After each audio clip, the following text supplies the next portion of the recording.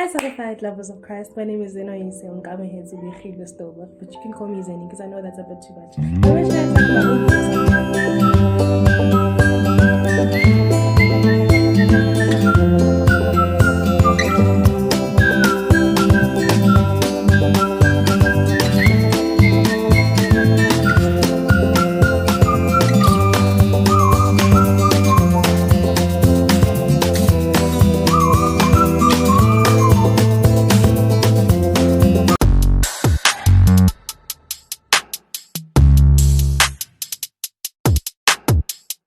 I wish I had like my own theme song or something.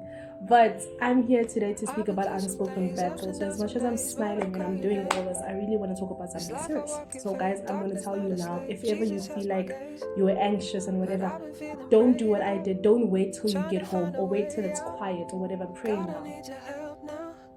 Pray now. Talk to your God now. At the end of the video, I will have like a few verses that I feel like we should also look into. The song that's been in my head actually is Familiar by Madison Ryan. I think that's her name. Ward. Madison Ryan Ward, right? And it just talks about how nothing you've done in your past can ever be held against you, not by God, and therefore you should never let anybody do that, especially if it's something that you have done before getting saved or something that you know you've been forgiven for, guys. Because at the end of the day, we should all just remember that Jesus Christ died for us. Because I mean, how wonderful is he, right? So today I will be talking about anxiety and depression, more leaning on depression than anxiety, because as you can tell, I'm a very loud person, so I haven't actually suffered a lot from anxiety, but depression has like played a very big toll on me. I think it also comes from being the firstborn daughter and just having so much being put on your shoulders. You know, I know a lot of people could understand, but there's so many that don't yet. Like, it's not even just being the firstborn daughter or firstborn son or whatever the case is, but just being someone that everybody looks up to. So you need to, you know, act a certain way. You need to know that everyone is looking at you. You are the one that's making everybody proud. And I think that kind of spiraled or got me into a spiral of depression. That with a lot of things that I've actually suffered from, you know, abuse, sexual assault, and other things that I won't talk about because I don't want to cry.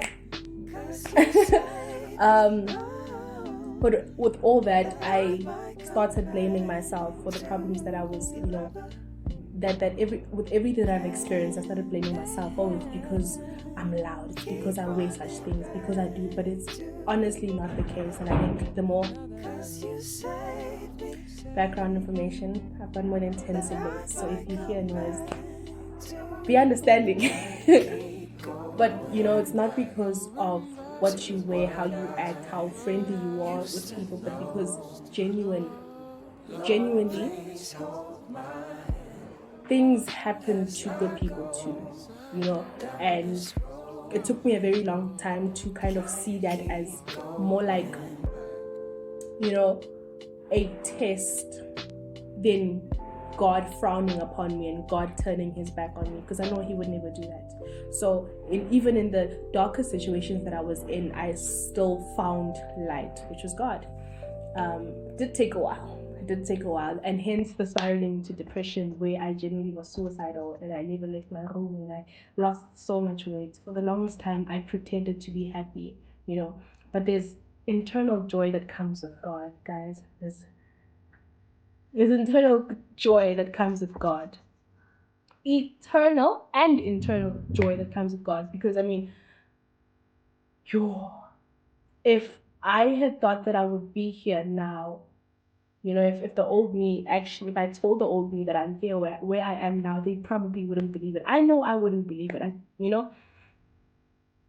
But God did. God saved me, guys, when I was at my lowest. And I know sometimes it's hard to believe because I'm a PK, I'm a pastor's kid.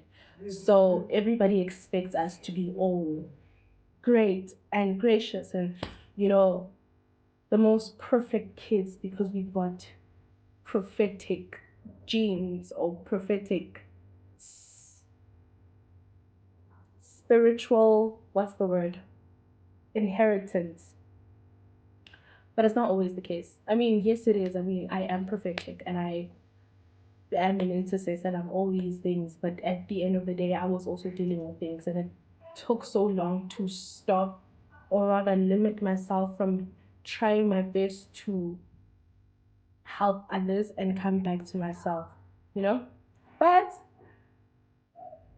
this is where the verses come into play because that's what I'm going to tell you about the verses. But yeah, I got a pastor who turns out to be my mother,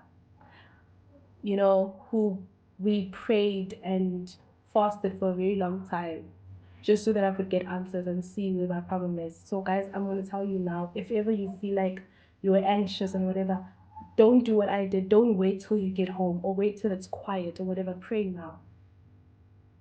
Pray now. Talk to your God now. Make it a habit, guys, to talk to God, even if it's just 3 conversations or 3 sentences. It doesn't have to be dear God. It could be just God. You can talk to him as your friend, as your father, because he genuinely listens. He genuinely listens. And that's the thing that people don't understand. And people think that you talking to God has to be formal. You have to kneel on the floor, put your hands together and close your eyes and pray. You don't have to. There are times where you genuinely can't. There were times where I would feel like the world is crashing and I would just sit and be like, God, I know you hear me. Help me. Do you get what I mean? You don't have to feel like you have to be formal. You need to, And also another thing that people actually don't understand, you don't have to be at church to pray to God. There's so many people who read the Bible only when they're at church, who pray only when they're at church. It's not the case, guys. God is for everyone. And even in your time of need, like mine, pray to him because I promise you and I can guarantee you that I wouldn't be where I am now if it weren't for him. So, my verse of the day is 1 Peter 5, verse 7, which goes like this. Cast all your anxiety on him because he cares for you.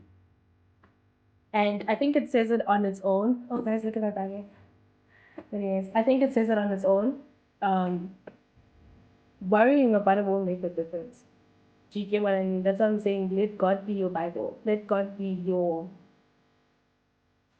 journal. Let him be your therapist if he has to. So whenever you feel anxious and whenever you feel like you are going through a lot, talk to him. Tell him about your problems because I promise you there's nothing that he can't fix. Anyways, that is all for me today, or ever, I think. My name again is Zeni, so I'm coming here to but like I said, you could call me Zeni. And thank you so much for having me. Thank you, bye.